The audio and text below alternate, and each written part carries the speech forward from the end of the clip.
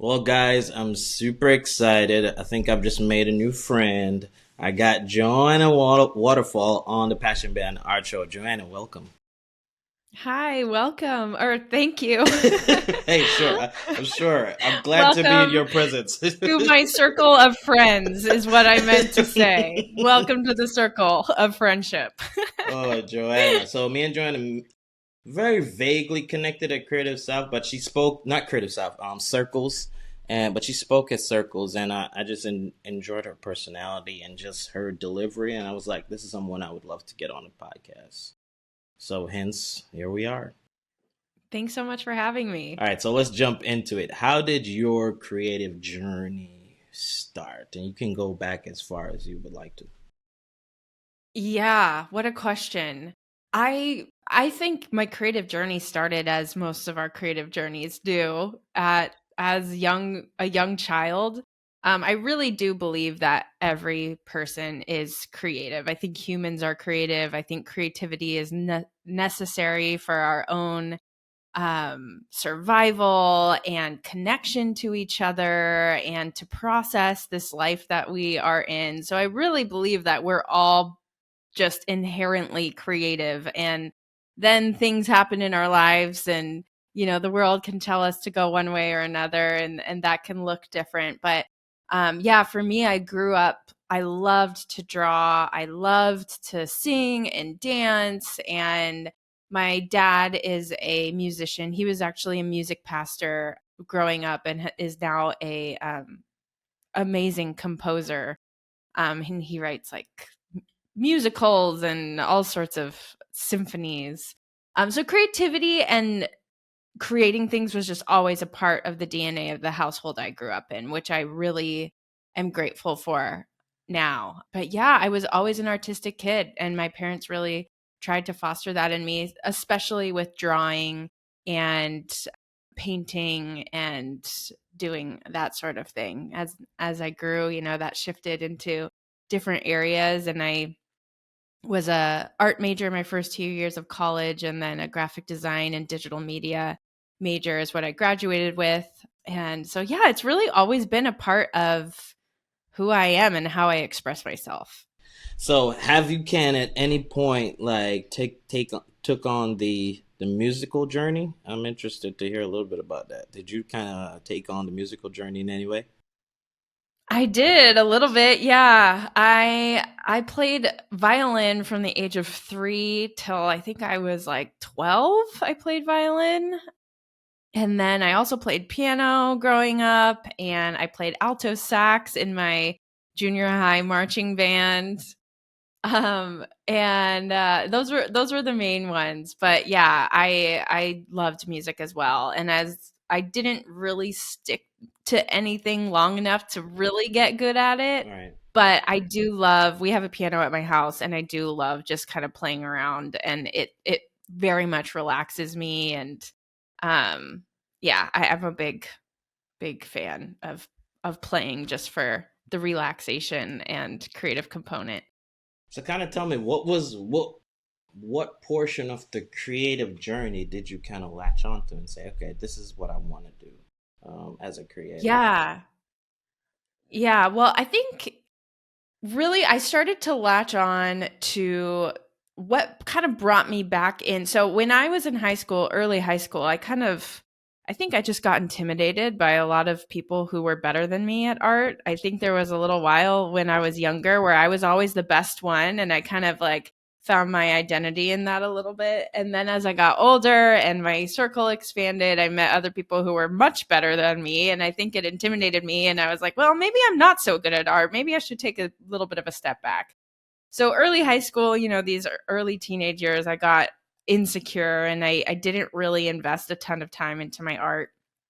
But when I got into my senior year, I became very interested in photography.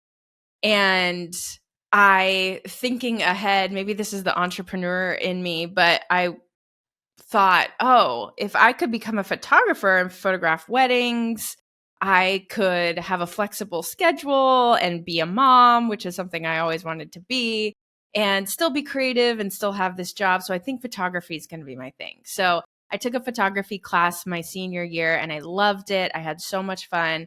And that is what brought me back into art. I went to a small private university in Southern California. And in order to be a photography emphasis, is what I was technically, I had to be an art major with a photography emphasis. So I was going in because I wanted that photography emphasis, but then all of a sudden it opened me up to this world of fine arts again. And I had to take drawing classes, figure studies, painting, 2D design, 3D, 4D design. And all of a sudden, I realized once again that I just love creating in all forms. And I really specifically loved my drawing classes that I took. I would just spend hours in the studio drawing and using charcoal, and I loved using my hands and getting messy.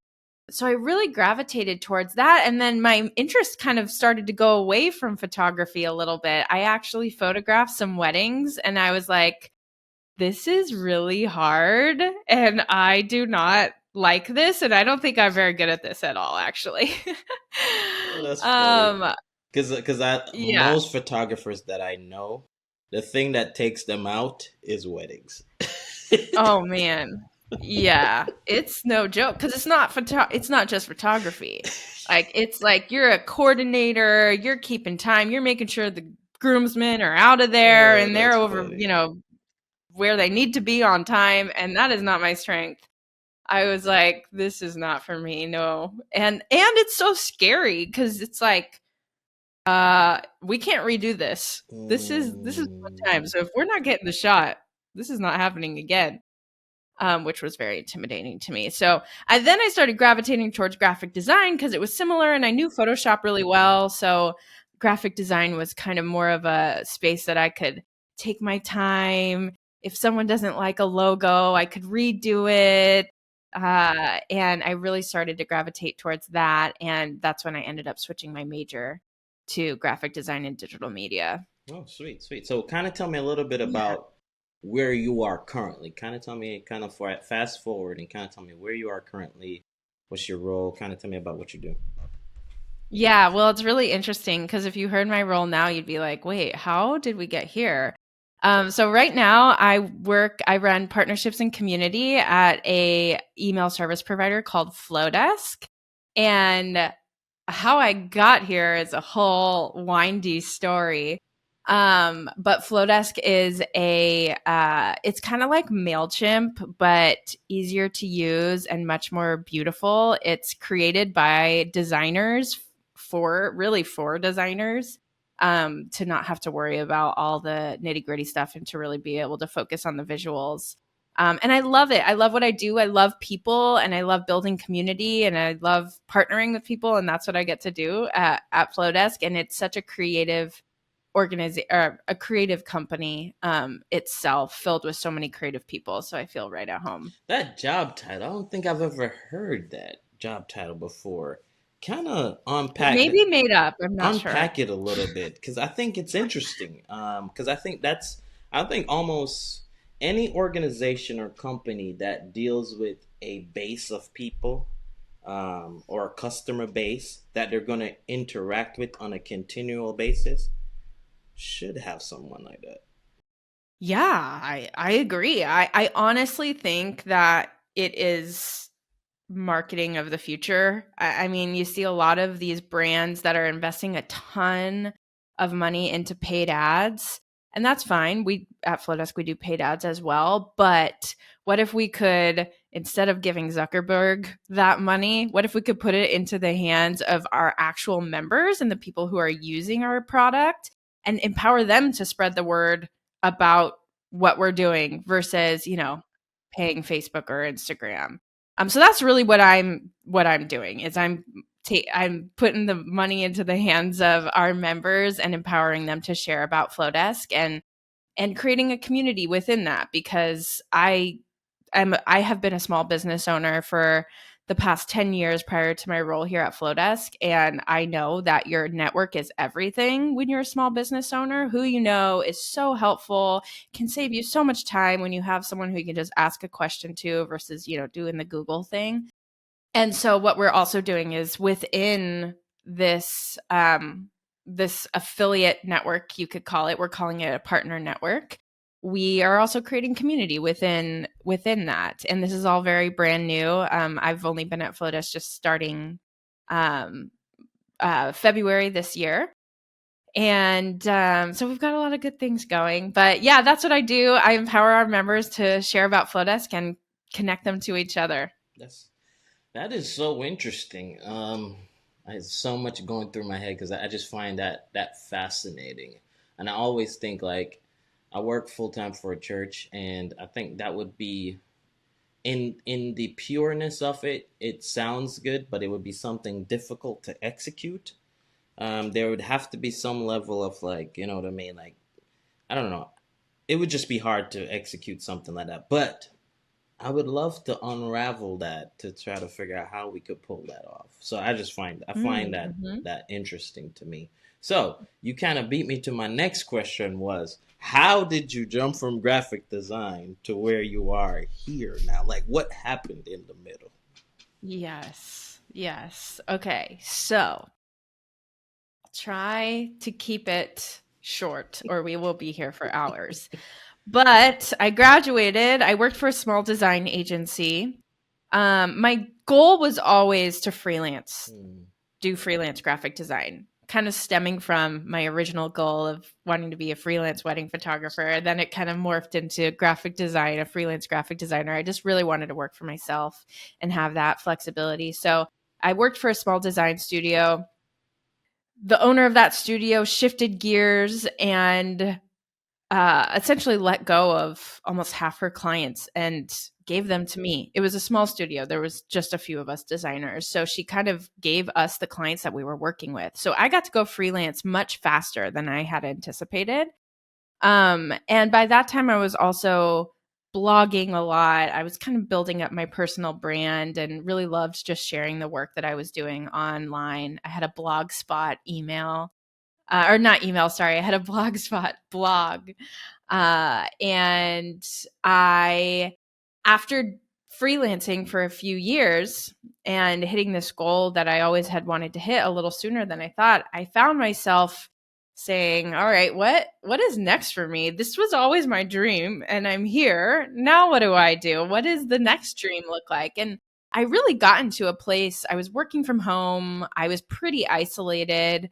I was talking to people mostly through email, the occasional phone call, but I found myself really getting um, depressed and just wondering, what am I doing? I feel like I'm going from client to client, job to job with no real direction, no real vision for where I'm headed. And after I kept doing that, I came to this point where I felt like I couldn't get out of bed in the morning and I was just like really down.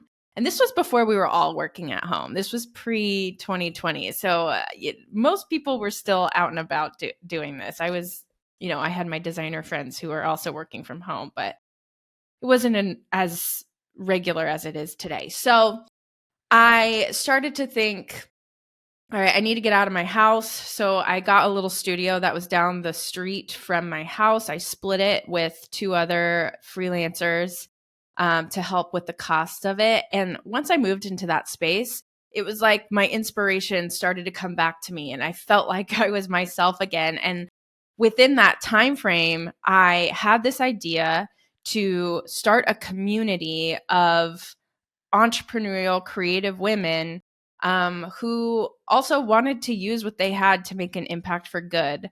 Because that's really what I was searching for. That's what I was looking for. I needed a community. I needed other people to be around. I saw the impact of just me getting out of my house, being around these two other creative business owners and the energy that brought. And I was really looking for my next step and I wanted it to be an impactful one. I wanted it to be one that made a difference in the world. And so I started a conference called Yellow Conference, and it was for creative entrepreneurial women who wanted to make an impact in the world. And uh, I'll never forget. I had this idea in the shower, and it was like around Christmas time, and then I was like, this is gonna be my project. This is gonna be my passion project for the new year, and I dove into it, and we had about 150 people come that first year. It sold out and had some really incredible speakers, and 10 years later, we built a community. We had conferences in LA and New York. We had different people meeting all over the country and really created this space where entrepreneurial women could come together and equip each other and support one another and walk through all of the challenges that this entrepreneurial life brings together. And so I was trying to keep it short. Nah, you're doing great. I'm loving this. So um come last year 2023, we had our last in-person conference in October, and I knew it was going to be my last. Deep down, I hadn't shared that or anything, but deep down I knew that I was being led in a new direction, and that this 10-year container of this space that I had helped facilitate was coming to an end, and I knew that. And so we had our last in-person conference in October, and Flowdesk sponsored. Flowdesk was one of the sponsors, and I had been a Flowdesk user for years prior to having them sponsor or working for them. They were a lifesaver for me after I was spending tons of money using MailChimp and getting really frustrated with MailChimp more and more every day. And so I found Flowdesk, switched. I loved it. It's a female founded company, which is something that's really close to my heart. And so, anyways, they sponsored the conference, and I got to know them and their team a little bit. I got to know the co founder, Rebecca, who's an incredible designer. She is the brains behind the whole interface and every single detail of this software. And as the new year came about, we had the conference in October. I emailed Rebecca and Martha, who are the co-founders, and I said, hey, I'm going to be switching gears a little bit going into 2024. I'm probably going to be picking up some more community-based clients. If you are ever looking for someone to kind of help you come alongside you all and help really build a community out of your members, let me know. I love what you all are doing, and I'd love to be a part of it. And then I didn't hear from them for like 2 or 3 months. And I was like, okay, that's fine. I was like looking for other clients and kind of trying to figure out what my next steps were. And then, anyways, long story short, Martha, the CEO and co-founder, emailed me and was like, Joanna, we would love to talk to you. This is really aligned for what we're planning for next year. Can we hop on a call? And long story short, here I am. And I never thought I would be working full time for another company ever. I that was not in the cards. That was not in my mind for this year, for 2024. And I would probably not have taken this job if it wasn't a company that I really believe in and really worked with my own entrepreneurial creative mind and heart, because I really feel like I have the support of this company, but I also have the freedom to build and to be creative in my realm. So it's a really great fit for me right now in this season of life. So that's how I got here. First and foremost, that's an awesome story, and it just shows that, like, I think sometimes we kind of think that everything has to go a certain way, and if it doesn't go this way, that means either did something wrong or what. But if you look behind the curtains, like, of everyone's story that we may look up to or think they've done great things, there's so many routes it takes, and you just got to be ready and willing to pivot and have the margin to pivot. And I think the problem is a lot of us don't have the margin to pivot. Yeah, 100%. I mean, it's interesting because I got into starting the conference that I started because I wanted something, and it was a totally just out of a passion project. And that started from my designer creative heart. But then in building that, I realized I love bringing people together. Like, that is my jam. Bringing people together, seeing them connect, seeing the light bulbs go off, that lights me up. And I realized, oh, this is actually something that I want to move into in the next phase and season of my life, and I'm actually good at it. I'm good at bringing these people together and creating spaces where we can facilitate a space for good conversation and good things to happen. And it's not like I went to college for that. I never would have known that unless I dove into these different things and just kind of noticed and paid attention. And then here I am. I'm not doing graphic design at all Right. anymore, which is interesting. But I always tell people this as well. My work as a graphic designer will always be with me. I mean, there are times when our design team at Flowdesk they're swamped, and I'm like, I'm just going to get on Canva. We have our branding standards, or I'm going to get into Illustrator and I'm just going to do this, I'll get it approved and stuff. But the skills that I learned freelancing, the skills that I learned building Yellow Conference, the skills that I learned as a designer working at an agency, working at the studio, all of those are still in me and with me, even though my title isn't graphic designer Mm-hmm. anymore. The work never goes in vain. It's always with you, and it will always help you and equip you in the next season. That's true. That's good. That's good. I can already see it. If you're not doing it already, I can see it down the line. Like Joanna Waterfall, like community consultant. I already see it down the line. Like, cause I think that Aw. like that in itself is a gifting for one, and two, a skill that in this day and age, like we need people that just they know how to build communities. Like that is a skill in itself, and there's something specific about that. Not everybody can do that. Mm-hmm. It really is the future. I mean, I see community in the future in so many different areas Mm-hmm. in our personal daily lives. I mean, I think we're all waking up to the fact that this isolation, the way that we're even physically living in our individual homes, we all have our own lawnmower Right, and right, right. these things that we could all share. Mm, And we're seeing that more and more come up, even just with like the sharing economy and things like Airbnb mm-hmm. and Uber and all of this. But I think we're waking up to that personally in our personal lives, but we're also waking up to that in marketing. As I Yep. was saying, like using your people, they're going to be your best advocates. I mean, Flowdesk it's only 5 years old, and it has spread mostly through word of mouth. And that's because the members just love the product. Mm-hmm. And even I'm a mom. I have a 3-year-old and a 5-year-old, and I think mothers are also speaking up now about how isolation does not work in families. It doesn't work in parenthood or motherhood. That the way that we were designed was to share the load of parenthood, Mm, and the way that we're doing it now is not working for us, and we're looking for new solutions. So I really see community is the future. It's the way that we need to head, and I think we're all waking up to that fact. mm-hmm.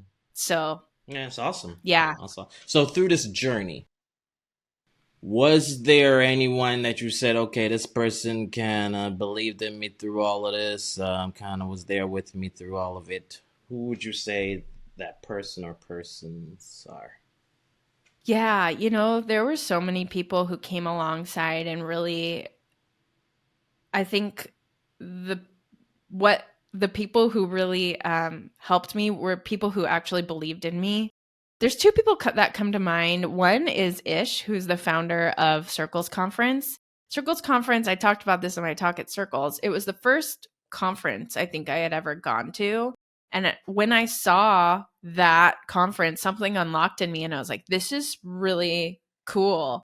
And I remember I emailed Ish when I first had this idea, because he was the only person I knew who made a conference.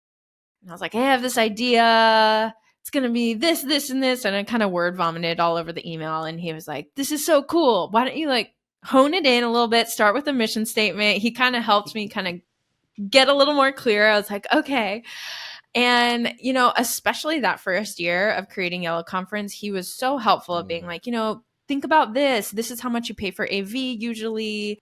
Make sure, just I could text him anytime. I could call him anytime. And he was just right there to really offer me thoughts and advice. And then another person who I feel like their belief in me really unlocked something in me is he's now blown up. He wasn't he was always amazing, but he wasn't as large of an influence when I first met him. But Carlos Whitaker, Okay. he is, yeah, he's an incredible creator and speaker. He spoke at the very first Yellow conference, Oh, and he always just believed in me. He was always just like, "Yep, this is great. Like, this is what you're doing, a good thing. Like, we totally believe in you." And I think coming from him, like his belief in me helped me believe in myself, because I'm like, wow, if he thinks this is something, then I do too. And I think anybody who really helped me believe more in myself was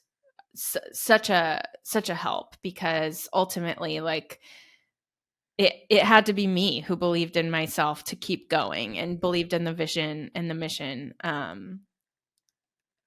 And yeah, those are the two main people who come to my mind, who really just unlocked something within me to help me continue and, yeah, move forward. it's just an awesome dude. I will say it's just an awesome dude. He's just like, there's few people that aren't giving information. There's a few people that are giving information away, but they're not doing it as a marketing tactic. Because that is a Mm, marketing tactic in itself. Like, the gatekeeping, you want to give it away that you can build a community. Like, this is just who Ish is. He just, like, you want to know? I'm going to tell you. Like, I'm not even, 100%. like, that's just his personality. And those people stand out to me. And I would say he's one of those people. He totally is. He's so generous with his knowledge, and yeah, that was that. I needed that. I had no idea what I was doing. I was a graphic designer. I'd never done an event before. So that was really, really generous and so helpful to me. That's awesome. So, what would you say was the hardest thing that you had to overcome?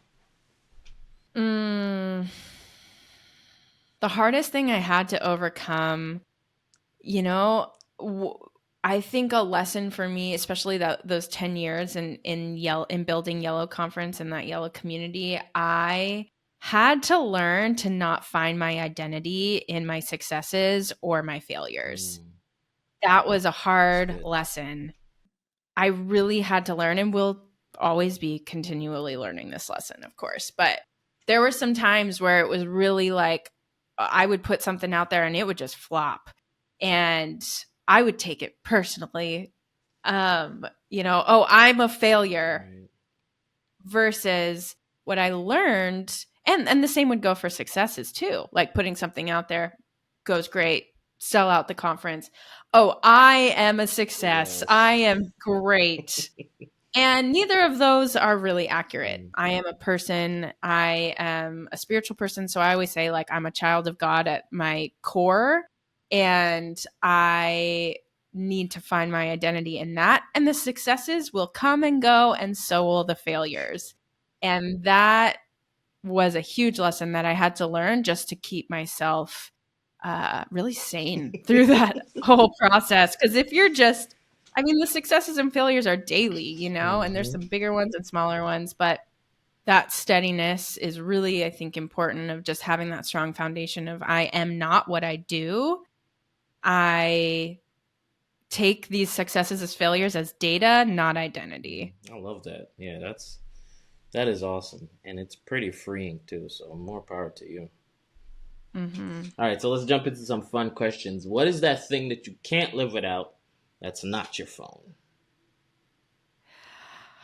Can I say my family? Yeah, go Is for it. that Yeah, you can say whatever you want. Yeah, definitely. I would just say my family. I have an amazing husband and partner, and a 3-year-old and a 5-year-old, and I just want to bring them along with me Mm, everywhere I go. They're the best. They keep me grounded. Having kiddos is a lot of work, but especially as they're getting older and their personalities are coming out, it's just super fun, to see them, and it's such a honor and a gift to be able to watch them grow and be a part of that. So I'll just say my family. that's awesome. I love that. I love that. So, book recommendations. Well, right now I'm reading a book. I kind of, the last few years, I feel like I've sworn off self-help books a little bit. I was like, I just don't need one more person telling me like what to do. I got a little burnt out on it, but I will say I'm dipping my toe back in after my therapist recommended this book to me, called what's it called? It's called Fierce Conversations. Gotcha. And it's really good for anybody who struggles with maybe having some tougher conversations or being clear within conversations. It's a really great book to just kind of help still honoring humans and being kind, but also being able to have harder conversations. So I'm reading that book right now. And then I also have been just into some more fiction oriented books, which has been fun. I'm reading a book called Family Lure right now. Ooh, that sounds cool. Um, yeah, it's a good one. I'm just at the beginning of it, but so far, so good. So, It's funny you say that. I'm yeah. trying to find books like that because, like, it's like most of the books I read, it's either like of course like scriptural books and of course self-help and business and marketing, especially most of my role right now is very marketing driven. So like I'm always trying to read insights and stuff on marketing, but I'm searching for this good like fictional like that, like what you just said, like that type of book where it just kind of takes me on this journey, kind of like a Lord of the Rings but in a book form. It just takes me on a Ooh, journey yeah. or something like that. And so I may check this one out. Yeah. Yeah, check it out. And yeah, I'm not an expert when it comes to the fiction side because I've been a nonfiction person. Same. I've been into like the learning, the marketing, how to, business oriented Yeah, books. 100%. And, yeah, so I'm a little like, oh, fiction. How do you do this? But so I'm not like, I wish I had more recommendations, but No, it's as all I good. continue, I I'll keep think you I updated. think those are good. Those are good. All right. So what is the first hour of Joanna's day like? First hour of my day. So I work East Coast hours and I live in California. So first hour of my day, like right now it's 7:25 my time. I get up at like 5:30. Try to get up at 5, but I always hit the snooze button. I'm creative and I feel like we're night owls. Yeah. It seems like something that I have observed about us. Oh. We like the night, and I like the night, but I am forced to go to bed early and wake up early. And so, honestly, the first hour of my day is nothing special. I schedule my coffee maker to be ready by 5:30 a.m. the next day, so I don't have to make it in the morning. And it's what gets me up out of bed. I get up, I get dressed, I do all the things, get myself ready, and then I go downstairs and I make my coffee. And while I'm making my coffee, I read this little like inspiration thing on my phone. Mm. And I try to have a little moment while I'm stirring my coffee of just kind of like focus and what's my intention for the day. Nothing too long or anything. But then I jump into my office. I work from home, but I have a separate entrance, so it's kind of nice. It allows me to feel like, all You're right, now leaving the house to go to work. I'm leaving the house. Yes. It's dark and cold, so I have my Ember mug, which is red right Oh, now, that's but it keeps my awesome. when I started working East Coast hours, I was like, I need hot coffee. I can't have it be cold, and I need my things to like help me in the mornings. And so got my Ember mug. Yeah, and then I jump into work. I usually like I have a candle burning right now, and I usually put on like some atmospheric Spotify playlists as I kind of jump in for the day. I try not to schedule meetings for 6 a.m., but sometimes I do have to do them. And anyways, that's my first hour. That's awesome. That's awesome. Yeah. So, is there any specific? Is it because why do you work East Coast hours? Is it because Flodex is an East Coast kind of operation?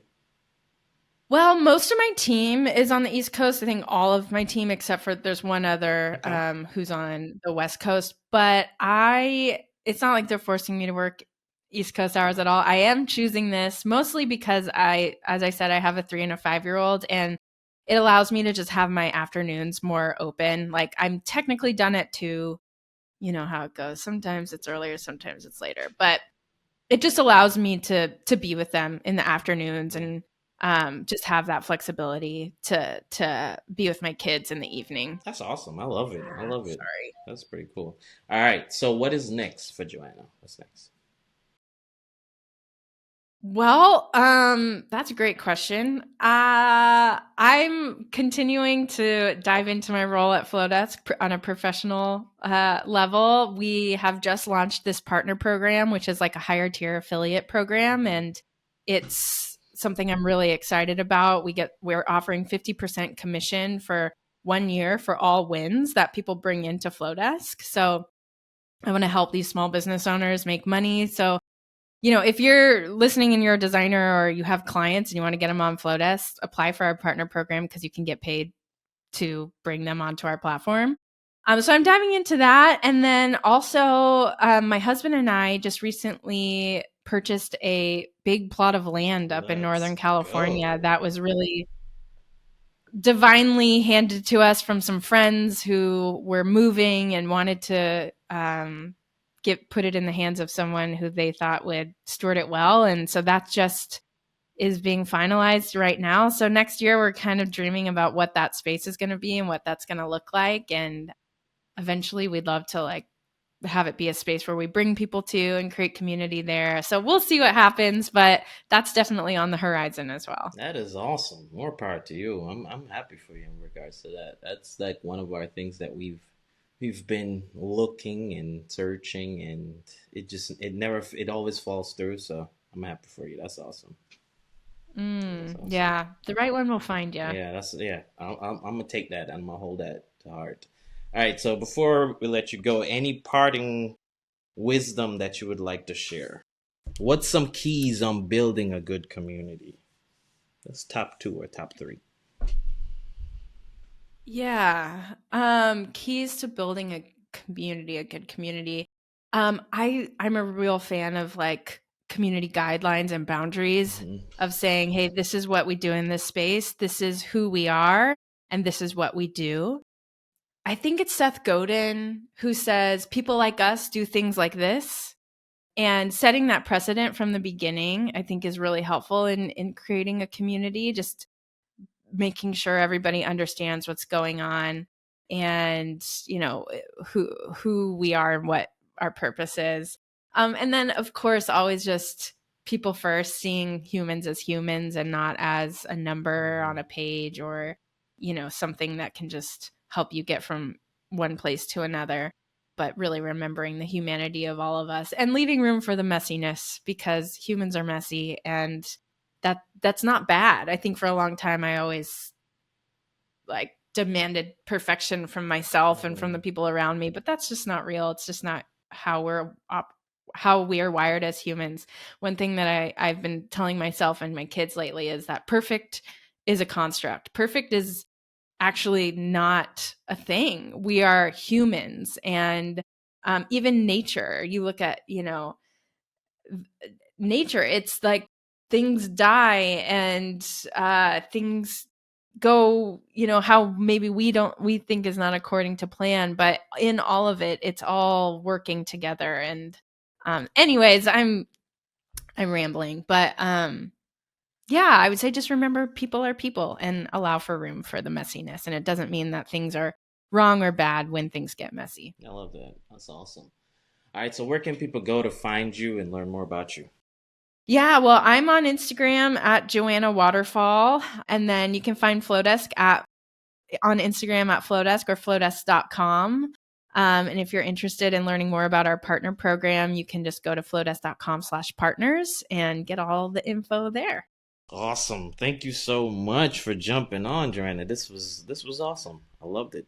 Yeah, thank you so much for having me. I had a blast. Sweet.